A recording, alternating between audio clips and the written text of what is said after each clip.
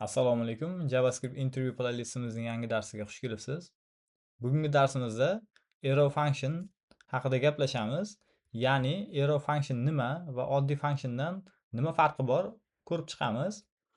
Arrow function o'zi JavaScriptda funksiyalarni qisqaroq va zamonaviy sintaksda yozish imkonini beradi. Lekin intervyuda sizdan faqat uning sintaksi emas, arrow function oddiy functiondan nimasi bilan farq qiladi degan savol ham berilishi mumkin. Shuning uchun bugun sintaks bilan birga eng muhim farqlarni ham ko'rib chiqamiz. Demak, arrow function o'zi nima? Arrow function S6 bilan, ya'ni ECMAScript bilan JavaScriptga qo'shilgan funksiya sintaksi hisoblanadi. Bu yerda asosiy arrow belgimiz mana bu belgi hisoblanadi. Demak, biz endi namunaviy kod orqali funksiya yozamiz, ya'ni arrow functionga misol. Misol uchun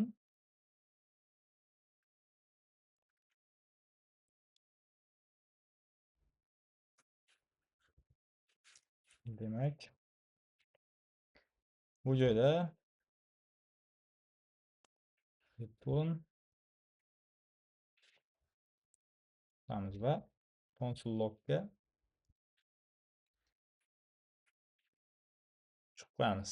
Demak, natijamiz mana 5 chiqyapti. Xo'p, arrow function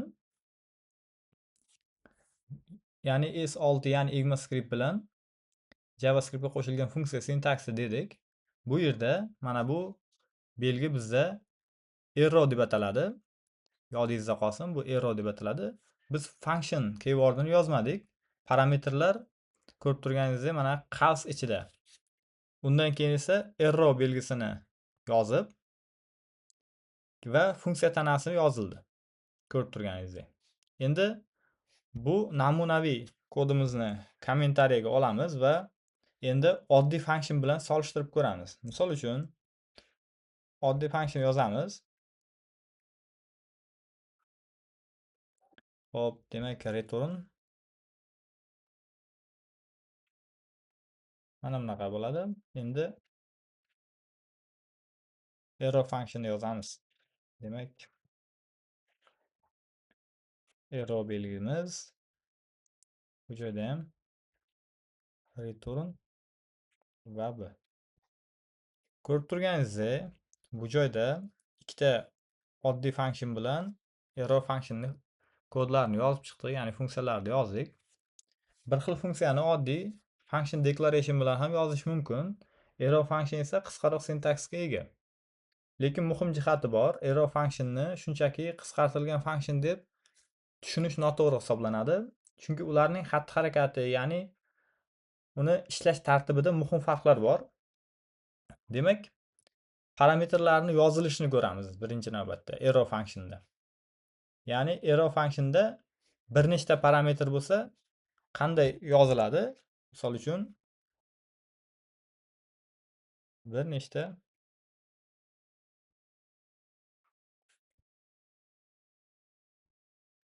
parametr deb qo'yamiz va yozamiz.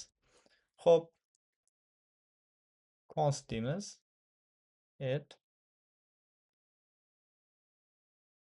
xuddi boyagidek. Xo'p, return. Demak, buni yozdik. Voy, mana bu yerda xato bo'lib ketdi. Mana buni yozib oldik. Endi agar bir nechta parametr bo'lsa, qavs ichida yozamiz. Mana ko'rib turganingizdek. Lekin agar bitta parametr bo'lsa,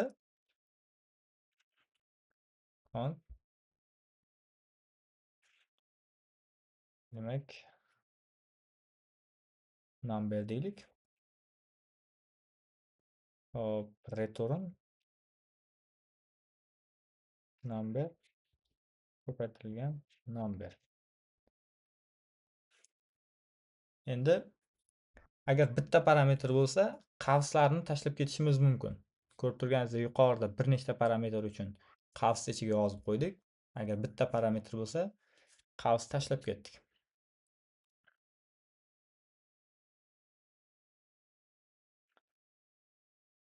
bitta parametr. Endi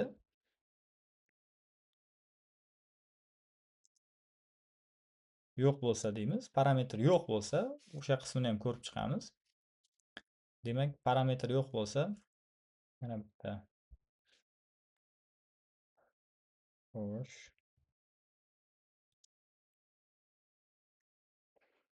Parametr yo'q bo'lsa, console log, demak, hello deymiz. Hop, mana bularni ham komment qo'yib qo'yamiz. Endi bu natijasi chiqish uchun pastdan bu funksiyani chaqiramiz. Va ko'rib turganingizdek natijasi chiqadi. Ko'rib turganingizdek parametr bo'lmasa esa qavslarni yozishimiz shart bo'lmaydi. Endi yana bitta muhim bu joyda qismlardan biri implicit return, ya'ni qanaqa bo'ladi?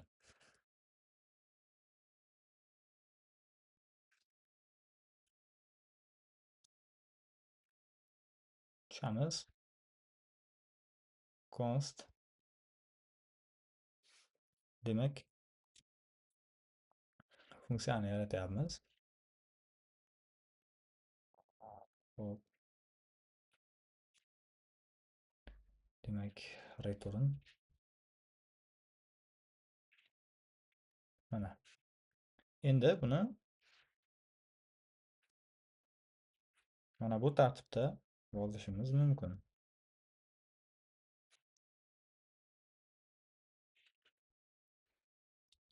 Xo'sh, endi bu nima? Arrow functionning yana bitta qulay xususiyati implicit return hisoblanadi. Agar funksiya faqat bitta expressionni qaytarsa, jingalak qavs va return keywordini yozmasligimiz mumkin hisoblanadi. Endi bu joyga yana bitta misol yozamiz. Masalan,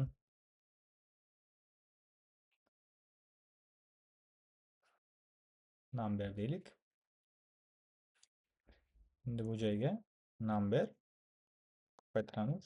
Number yozib qo'ydik. Endi console logga chiqaramiz. Demak 5. Mana ko'rib turganingizdek, bu yerda number bilan number avtomatik ravishda return qilindi. Natijamiz 25 chiqdi. Endi bitta joyda ehtiyot bo'lishimiz kerak. Ya'ni obyekt qaytarishda ehtiyot bo'lish kerak. Misol uchun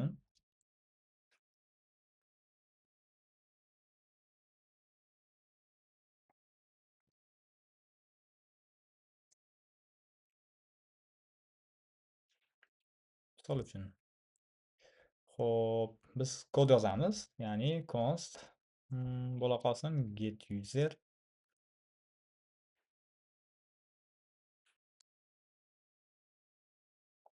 bu joyga return qilamizda name kiritamiz va Elmurod deb yozib qo'yamiz. Uzr, mana bu yerda error qolib ketdi mana. Endi buni qisqartirish qanday bo'ladi? Masalan, get user. Hop.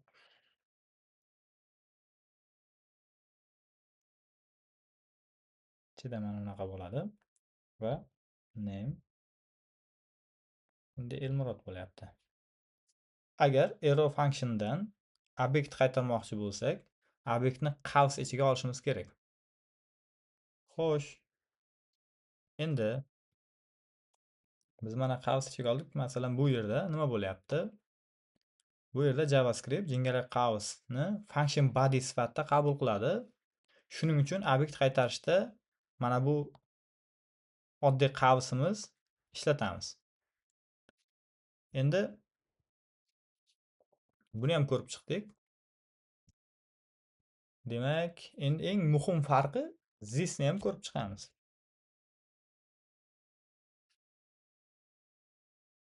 Farqi this, ya'ni xo'p, buni ham kod bilan tushunishga harakat qilamiz. Osonroq. Demak, const tam name Demak, buni yaratib oldik. Endi regular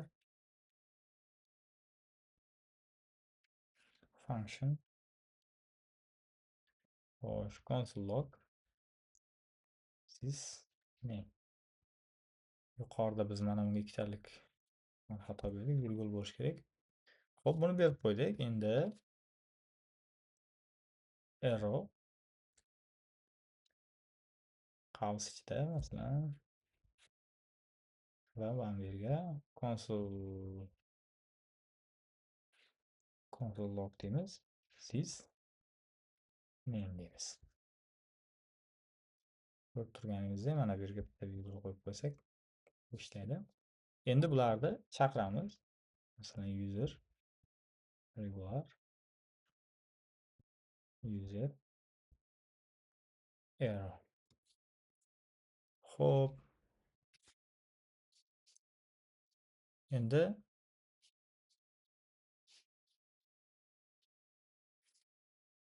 demak bizda hammasi to'g'ri yozildi. Console log this name console user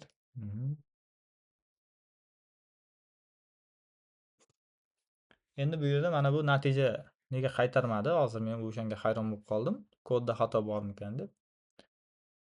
O'zi aslida mana regularda mana Elmurod mana natijani qaytaryapti.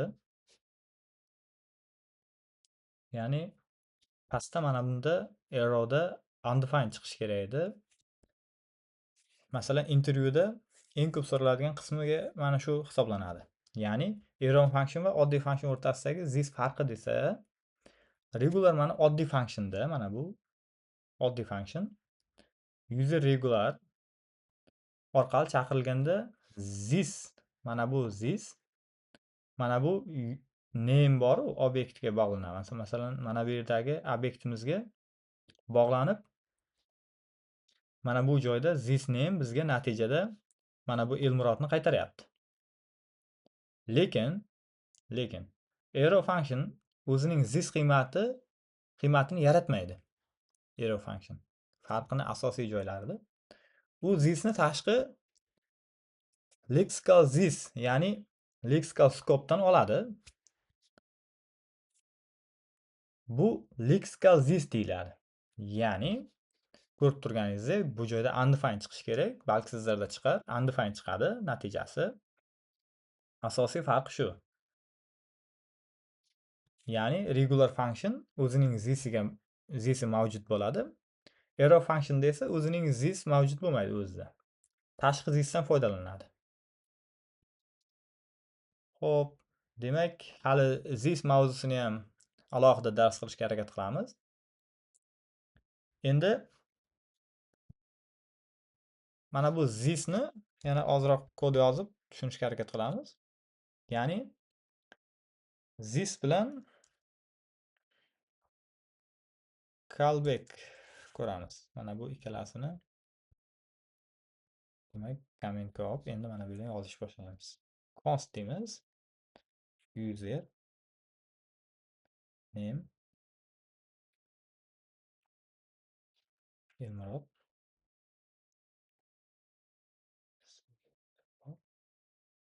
Demak, mana bu joyga set timeout qilamiz.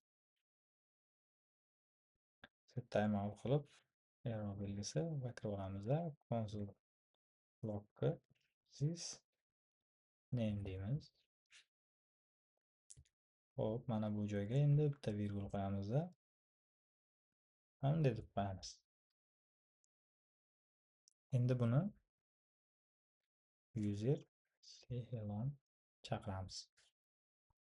Mana ko'ryapsizmi? Xo'p, mana. Arrow functionning lexical this xususiyati callbacklarda ayniqsa foydali. Bu yerda set timeout ichidagi arrow function o'zining this qiymatini yaratmaydi. Shu sababli tashqi say hello metodidagi thisdan foydalanadi. Tashqi say hello metodidagi thisdan foydalanadi. Natijada Elmurod natija chiqyapti. Mana ko'rib turganingizdek. Xo'p, demak bizda natija chiqdi. Ko'rib turganingizdek. Ishlash tartibini ham ko'rdik. Endi yana bitta farqini ko'rib chiqamiz. Farqi endi arrow functionda argument yo'q deb qo'yamiz. Ya'ni arrow functionda argument yo'q. Qanday bo'ladi? Misol uchun oddiy funksiya yozamiz. Sum degan va bunga console logga argument deymiz va pastdan bu sumga argumentlarni kiritamiz. Masalan 10, 20, 30. Mana argumentlarni ko'rdik, natijamiz chiqdi. Endi oddiy functionni ko'rdik, argumentlarga ega. Endi arrow functionda kod yozamiz. Arrow functionda yozamiz to'g'riroq. Xo'p, yana bu joyda console log qilamiz. Bu joyga ham arguments yozamiz. Endi mana bu joydan sum deymiz. 30 deymiz. Ko'rib turganingizdek natijamizni arrow function esa o'zining argumentiga obyektiga ega emas. Bu joyda ko'rganingizdek. Shuning uchun arrow function ichida argument ishlatish oddiy regular functiondagidek ishlamaydi. Bu asosiy farqlardan biri. Endi yana arrow functionda ko'radigan narsamiz arrow function konstruktor emas. Ya'ni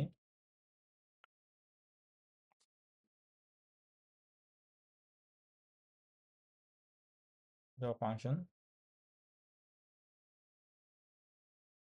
konstruktor emas. To'g'ri yozdim menimcha. Xo'p, function user. Endi buni ham kod orqali tushunishga harakat qilamiz. Name. Mana bu joyda this name yana name deb yozamiz. Xo'p, endi const deymiz. Xo'p, demak bu kodimizni davom ettiramiz. User ya'ni endi console log qilamiz. Demak, natijamiz chiqdi. Ko'rib turganingizdek, oddiy functionni new operatori bilan konstruktor sifatida ishlatishimiz mumkin. Endi biz bu narsani arrow function bilan yozib ko'ramiz. Qanday bo'ladi? User shunaqa this name const deymiz. User name deymiz. User demak Elmurod deymiz. Bu joyda type error chiqadi. Arrow function konstruktor sifatida ishlatilmaydi. Shuning uchun uni new bilan chaqirib bo'lmaydi. Buni yodingizda saqlang. Demak, xo'p, demak buni ham ko'rib oldik farqini. Endi arrow function o'zi yakuniy xulosaga keladigan bo'lsak, arrow function qisqa sintaksis, implicit return, lexical this o'zining argumenti yo'q, konstruktor emas. Asosiy arrow functionning kamchilik va plyuslari desak ham bo'ladi. Demak, bugun arrow functionning sintaksini, implicit returnni va uning regular functiondan asosiy farqlarini ko'rib chiqdik. Ayniqsa 3 ta narsa eslab qolishingiz kerak bo'ladi. Ya'ni 3 ta narsa nimalar? Misol uchun arrow function o'zining this qiymatini yaratmaydi. Bu birinchisi. Arrow function o'zining argument obyektiga ega emas. Va uchinchisi, arrow function konstruktor sifatida ishlatilmaydi. Bularni yodda saqlang. Sizga intervyularda yo intervyuga tayyorgarlik ko'rishda albatta kerak bo'ladi. Videomizni yakunlaymiz. Kanalga obuna bo'ling. Kommentariyada bizni qo'llab-quvvatlang, like bosing. Xayr, salomat bo'ling.